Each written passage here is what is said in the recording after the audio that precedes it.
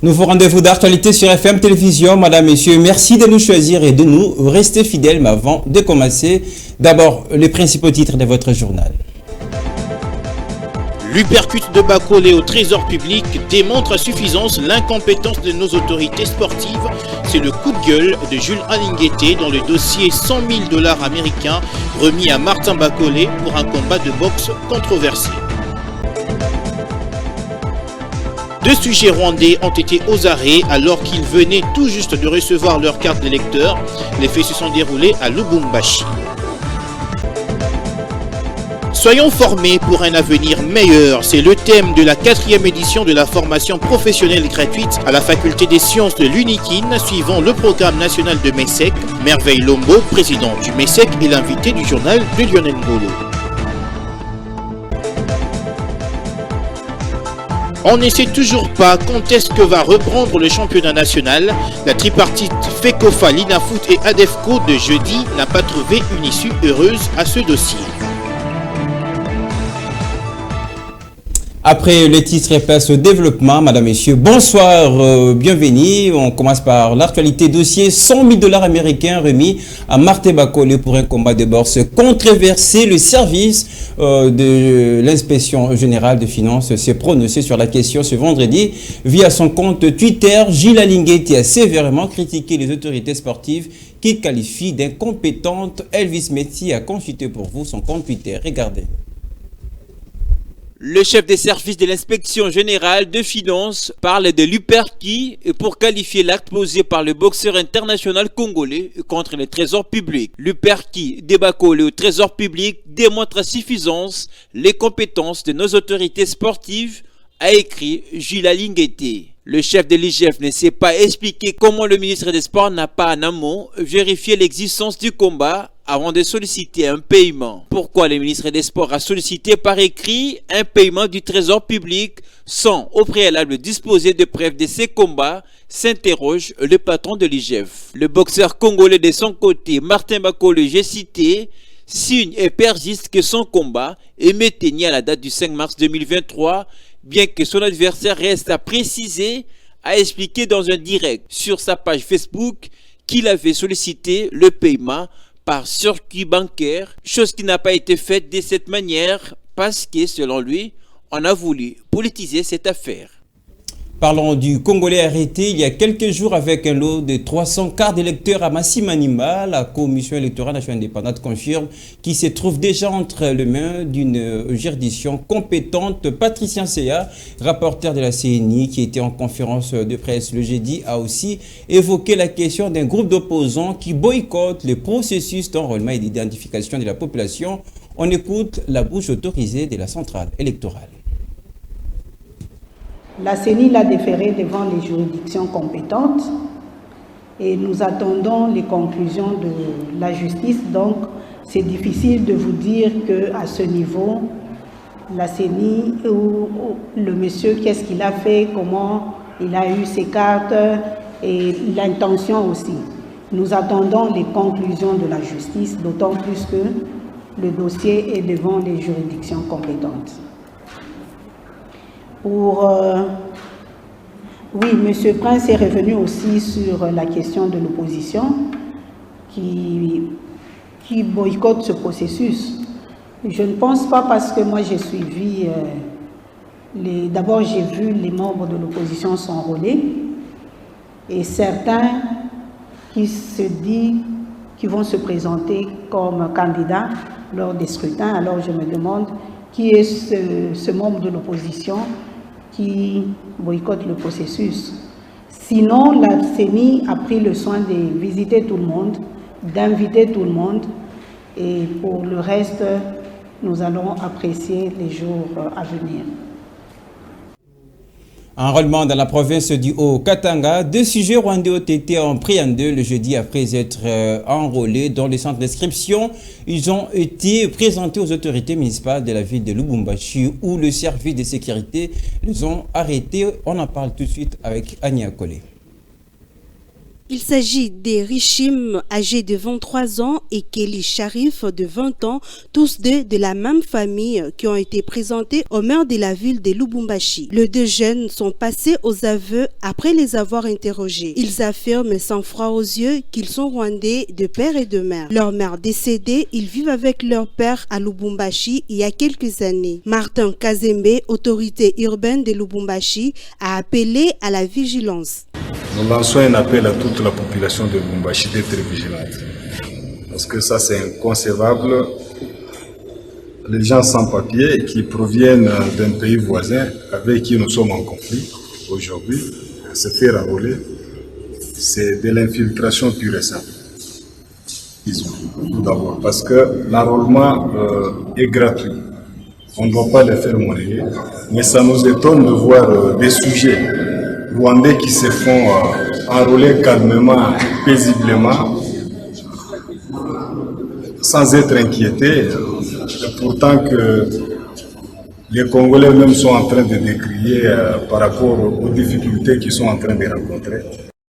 Notons que ces deux sujets rwandais sont entre les mains des agents de l'ordre pour subir toute la rigueur de la loi qui s'impose. C'est aujourd'hui la fin du processus d'enrôlement et d'identification de la population dans la première ère opérationnelle. C'est le jour choisi par Glody Mboko pour se faire enrôler. Porté par un nombre important de personnes jusqu'à l'école primaire Lukunga, ce jeune leader a rempli toutes les conditions possibles avant d'obtenir sa carte d'électeur. Il s'appelle Glody Mboko Kitondo, natif de la commune d'Engaliema. Il a rempli son devoir civique au centre d'inscription basé à l'EP1 Lukunga. Il a été massivement accompagné par la population d'Engaliema qui espère voir ce jeune homme accéder aux institutions par des voies démocratiques. Comme tout citoyen congolais, il a commencé par l'identification jusqu'à l'obtention de la carte d'électeur proprement dite. Je suis venu récupérer ma carte d'électeur. Les gens en français ont dit on doit prêcher par l'exemple. Ce que je fais, j'ai récupéré ma carte d'électeur. Et aussi nous mobilisons des gens, parce qu'aujourd'hui c'est le dernier jour. Peut-être la CENI peut prolonger, on ne sait pas encore. Mais nous sensibilisons encore la population, même d'avoir un petit jeton. Si il peut fermer à 17 h, mais quand même le jeton, ça va faire du bien. Et que s'il y a une prolongation, ils peuvent récupérer leur carte d'électeur. Glody Mboko Kitondo a en outre conscientisé les jeunes à prendre conscience pour que l'avenir soit radieux. Déjà, je suis jeune et j'aime toujours dire aux jeunes que la jeunesse a l'énergie, la jeunesse a la vigueur, la jeunesse a la force. Quand je dis ça, je ne peux pas exclure la vieillesse. Parce que la vieillesse, c'est la lumière. On doit aller prendre des conseils auprès de nos mamans, auprès de nos papas. On doit demander de la lumière pour qu'on puisse bien marcher. Mais la jeunesse doit s'élever, parce que c'est la jeunesse, c'est l'avenir de demain. Après avoir obtenu sa carte d'électeur, Glody Mboko Kitondo a communié avec les jeunes de la commune d'Engaliema pour un entretien au cours duquel il a exhorté cette population à voter utile lors du prochain scrutin. Toujours en rapport avec la clôture ce vendredi 17 février de l'opération d'identification et d'enrôlement à Kinshasa pour Fortune Bala, initiateur de l'ONG Vérité ou Réalité dans l'Église. Cette opération n'aboutira pas car la qualité des cartes d'électeurs n'est pas bonne et appelle à la même occasion la population à être vigilante. On va l'écouter au micro de Ilunga. Personnellement, je n'ai pas pu me faire enrôler parce que la qualité des cartes des lecteurs, ça ne nous rassure pas qu'il y aura vraiment des élections crédibles et transparentes dans cette nation. Personnellement, je ne peux pas me faire enrôler au moment où il y a une grande tuerie, le sang coule à l'est de mon pays. Et vu la qualité des cartes, cela ne me rassure en rien qu'il y aura des élections en République démocratique du Congo. En fait, moi, en ma qualité comme étant serviteur de Dieu, en première position, j'appelle tous les Congolais et Congolaises à la prière, à l'invocation du nom de Jésus-Christ et deuxièmement, de ne pas céder aux manœuvres de nos politicien. C'est-à-dire, il n'y aura pas des élections dans cette grande République démocratique du Congo. Nous espérons à un soulèvement populaire parce que trop, c'est trop. Fortune Bala au micro de Samuel Ilunga. Et puis dans un autre chapitre, le gouverneur de Kwilu a outragé, diffamé le chef de l'État dans un audio devenu viral qui circule en province. C'est ce que pense un collectif de jeunes de la province qui a saisi les députés provinciaux en vue d'une sanction à l'endroit de Willy Tshindala. On fait le point tout de suite avec Blanchard Takatela, député provincial du Kwilu. Rien ne divise les députés provinciaux avec le gouvernement de Kwilu, rien. On n'a pas de problème avec lui, mais par contre c'est lui-même qui a les problèmes avec la population, avec les chefs de l'État à qui il a outragé. On a suivi tous les audios du gouverneur, commençant par les premiers où il a outragé les chefs de l'État, les deuxièmes où il demande pardon, les troisièmes même où il cherche à engueuler les messieurs pour lui dire est-ce que comment tu as changé mes paroles, ce n'est pas ce que j'ai dit vis-à-vis du chef, est-ce qu'il n'y a pas moyen que tu appelles tes chefs à toi pour un peu changer, voir comment adoucir cette affaire-là. Et nous avons tout suivi, on a compris que le gouverneur a perdu pédale. Nous avons dit au gouverneur de rendre l'établier. Nous avons demandé au bureau de l'Assemblée de convoquer une session extraordinaire pour que nous puissions nous prononcer. Voilà ça. Et nous avons aussi demandé à la base de l'IDPS, Fédération de Bandundu et de Kikwit, de ne plus aller chercher l'argent de la province comme corruption auprès du gouverneur pour étouffer ces audios-là en vue de les protéger. Place à présent au chapitre sécuritaire dans ce journal. Comment apporter la paix et la sécurité en Afrique centrale? C'est à cette question que les participants au 6e séminaire régional sur la paix et la sécurité en Afrique centrale vont tenter de répondre. C'est depuis le mercredi 15 février au Collège de hautes études stratégiques et de défense que les travaux sont ouverts par le ministre de la Défense congolaise. Reportage à Niakole. Les assises vont durer quelques jours. Les auditeurs, au nombre de 158 venus de la RDC et de l'Angola, vont enrichir leurs connaissances. Les causes de l'insécurité constituent le module de leur formation. Ainsi, les thématiques portent sur la circulation incontrôlée des armes légères et petits calibres, le grand banditisme, la piraterie maritime, l'extrémisme violent, le chef des efforts des traités de paix, pour ne citer que cela. Pour sa part, le ministre de la Défense nationale et président statutaire du conseil d'administration du Collège des hautes études des stratégies de défense, ces séminaires se tient au moment où le gouvernement congolais vient de publier la nouvelle politique de défense nationale. Le patron de la défense congolaise a invité les séminaristes à inclure ces documents dans leurs différents débats. Je souhaite que le présent séminaire, dont nous attendons les conclusions, nous dresse notamment un schéma de cohabitation pacifique en Afrique centrale, principalement au sein de la sous-région des Grands Lacs. En ma qualité de président statutaire du conseil d'administration du CHEST, je suivrai à distance les réflexions et les résolutions de ces assises et les transmettrai à qui de droit afin que notre pensée puisse être utile à la République démocratique du Congo de manière particulière et à l'Afrique de manière générale. En somme, le chef d'état-major général, le lieutenant-général Christian Chiwewe, a inscrit ces séminaires dans le contexte de l'insécurité dans l'est du pays. Pour lui, la thématique paix et sécurité en Afrique centrale est à la fois naturelle et opportune. Elle est actuelle car, à l'issue de ces séminaires, la RDC trouvera des éléments de réponse sur le terrorisme et sur l'occupation illégale et injuste de la partie Est, notamment par les M23 soutenus par le Rwanda. Il faut entreprendre des réformes législatives en vue de la protection des droits humains et la justice transitionnelle. La question était sur la table de discussion le jeudi entre le président de l'Assemblée nationale, Christophe Bosso, qui recevait dans ses bureaux la directrice du bureau de New York des Human Rights Watch, Ise Blunt, et qui a fait le point de leur échange après audience. On va l'écouter. On a discuté aussi des lois en relation des droits de l'homme qui ont déjà été passées ces derniers mois et des projets à venir prochainement pour encadrer vraiment la législation avec cette perspective de droits de l'homme, pas seulement avec les lois spécifiques, mais Monsieur le Président nous a présenté aussi l'idée que toute la législation, en fait, doit être vue avec aussi cette perspective d'assurer les droits de l'homme dedans. Donc, c'était un côté très positif.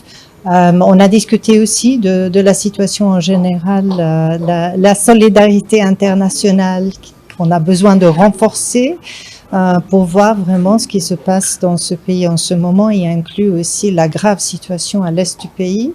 Et comme vous le dites, c'est vrai que avec tous les soucis de bâtir ou reconstruire un État fondé sur les droits de l'homme à long terme et à notre collaboration et soutien pour le faire, qu'on espère bien continuer, mais aussi il y a les violations, les abus très graves au nord Kivu surtout, mais aussi le sud Kivu et Ituri. Et c'est clair que là aussi, il faut absolument qu'on se concentre sur cette situation et travailler ensemble pour prévenir cette violence en premier lieu. Le droit à la vie, certainement, reste au centre de tous les soucis, mais aussi travailler contre l'impunité. Donc, d'être sûr et donc continuer le travail aussi pour la justice transitionnelle, mais y inclut certainement sur le volet justice en tant que tel pour qu'il n'y ait plus d'impunité.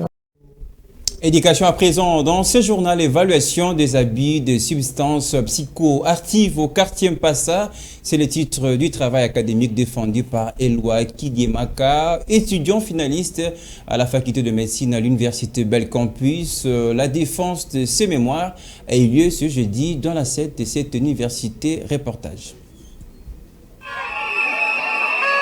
Il s'appelle Eloi Kidiemaka Emamboulou, étudiant finaliste à la faculté de médecine à l'université Belcampus, qui a défendu sa mémoire en vue de l'obtention du titre de médecin. Son travail intellectuel a porté sur l'évaluation des abus des substances psychoactives au quartier Mpassa. Ce jeune Congolais a jugé utile de sensibiliser la population, particulièrement la jeunesse du quartier Mpassa, sur le méfait de ces phénomènes. Tellement que nous avons défendu sur les abus des substances psychoactives au quartier Mpassa 1, je demande à toute la population de Mpassa d'abandonner les abus des substances psychoactives.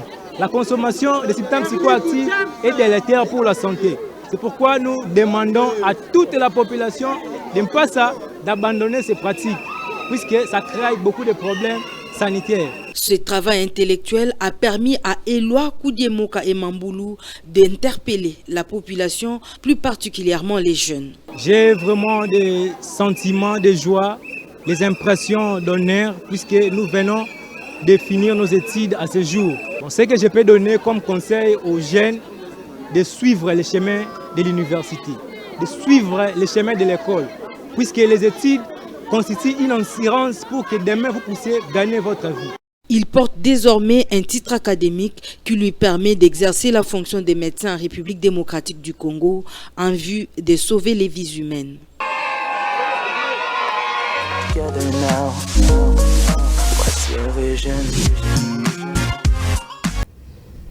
Éducation, toujours soyons formés pour un avenir meilleur. C'est le thème de la 4e édition de la formation professionnelle gratuite à la faculté des sciences de l'université de Kinshasa, suivant le programme du MESEC, une organisation. Et Sidatine, comme l'avait annoncé au début de ce journal, on reçoit Merveille Lombo avec nous sur ce plateau. Bonsoir et bienvenue. Bonsoir, monsieur. Je rappelle à nos téléspectateurs, vous êtes coordonnateur et président du MESEC. Alors un peu de mots que devons-nous comprendre du MESEC et c'est quoi ses objectifs pardon. Oui, un peu de mots, ce qu'il faut comprendre pour MESEC, c'est que le MESEC, c'est le mouvement des étudiants congolais pour l'éveil de la conscience, une structure juvénile des étudiants qui a été mise en place pour faire de l'élite universitaire un socle de développement pour la nation, défendre les valeurs des étudiants et amener les étudiants à comprendre ce qu'ils sont comme rôle à jouer dans la nation et ce qu'ils représentent effectivement dans la nation. Alors, quelles sont les activités activités organisées au sein du MESEC. On rappelle ce mouvement des étudiants congolais pour l'éveil de la conscience. Oui, les activités sont trop énormes, mais seulement que nous nous basons cette année sur le programme que nous avions réussi, nous avions eu à mettre en place en 2021. Soyons formés pour un avenir meilleur. Un programme qui consiste à former les étudiants d'une manière professionnelle, gratuite avec certificat international dans les domaines qui sont similaires au développement personnel, notamment l'entrepreneuriat. Nous avions le leadership, nous avons la bonne gouvernance, nous avions aussi plusieurs notions similaires, je disais, au développement personnel, surtout à ce qui fait que l'autoprise en charge des étudiants soit prise normalement. En parlant du MESEC, l'actualité reste évidemment cette 4e édition de la formation professionnelle gratuite que vous organisez. Alors, c'est quoi la particularité cette année? Effectivement, ce n'est pas cette année, mais déjà, dans toutes les éditions, il y a eu toujours des particularités. Mais cette fois-ci, la particularité est qu'en dehors d'avoir une qualité de la formation, une qualité des formateurs, ainsi que la qualité de diplôme remise, nous avions également la qualité de la matière qui sera donnée sur base des thèmes que nous avions exploités cette année, l'entrepreneuriat durable, qui consiste à faire savoir les étudiants et les amener à comprendre pourquoi on fait faire la mise en œuvre effective des objectifs de développement durable ici en République démocratique du Congo, qui a été adopté par l'Organisation internationale du travail. Puisque vous parlez de l'entrepreneuriat durable, vous savez, comme nous, ça passe par des moyens, et ces jeunes-là qui veulent entreprendre n'ont pas assez de moyens. Vos relations avec le gouvernement, est-ce qu'il n'y a pas ces besoins d'accompagnement? Dernière question. Bien sûr qu'il y a les besoins d'accompagnement. Comme toute autre organisation, nous implorons le gouvernement ainsi que tout le ministre, en commençant par le chef du gouvernement, le premier ministre, Excellence Jean-Michel Samsamanouki, de venir en aide, pas seulement à MESEC, mais à tous les étudiants qui ont besoin des accompagnements pour développer le pays en matière entrepreneuriale. Et ça sera 3 jours de formation qui va durer 3 heures par jour. 3 heures par jour. Merci beaucoup, Merveille Lombo, d'avoir répondu à notre invitation. Je rappelle, vous êtes président et coordonnateur du mouvement des étudiants congolais pour l'éveil de la conscience. Merci d'être passé. Allez, on va poursuivre ce journal en ouvrant un long chapitre consacré au sport.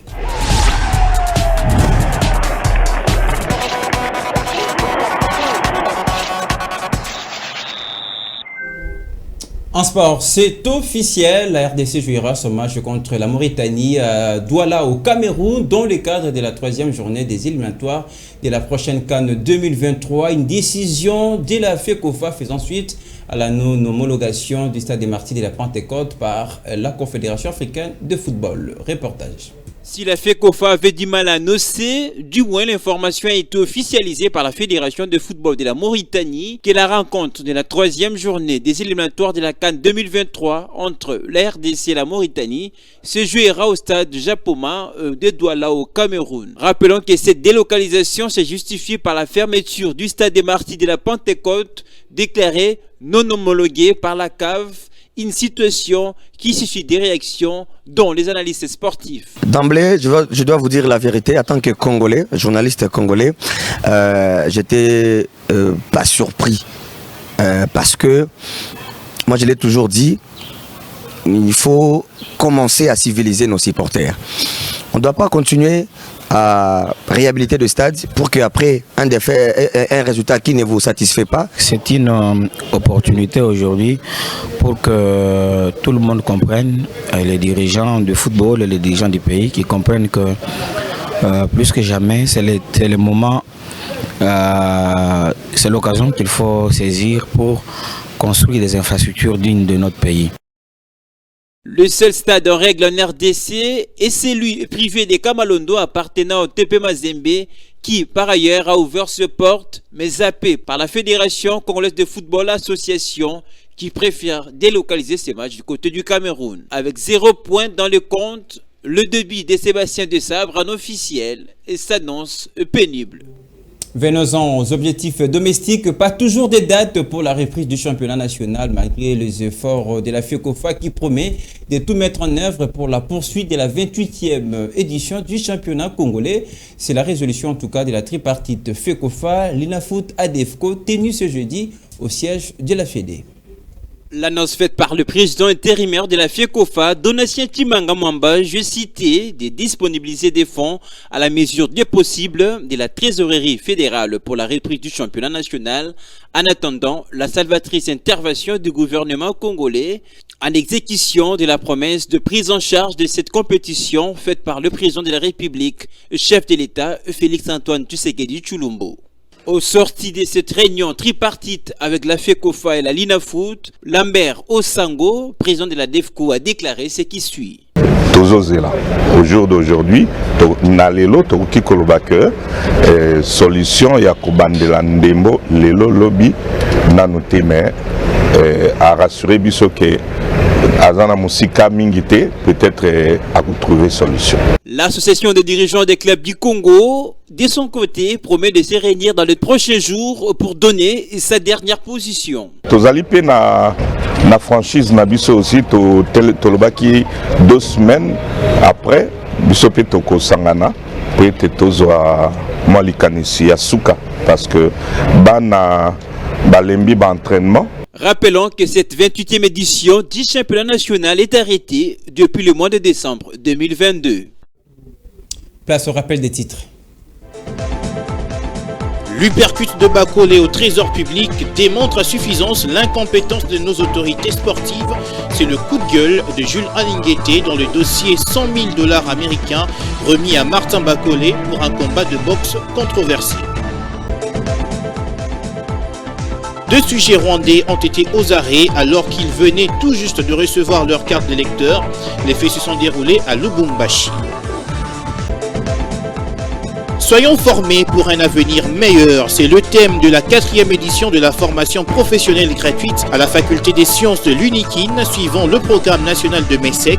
Merveille Lombo, président du MESSEC, est l'invité du journal de Lionel Ngolo.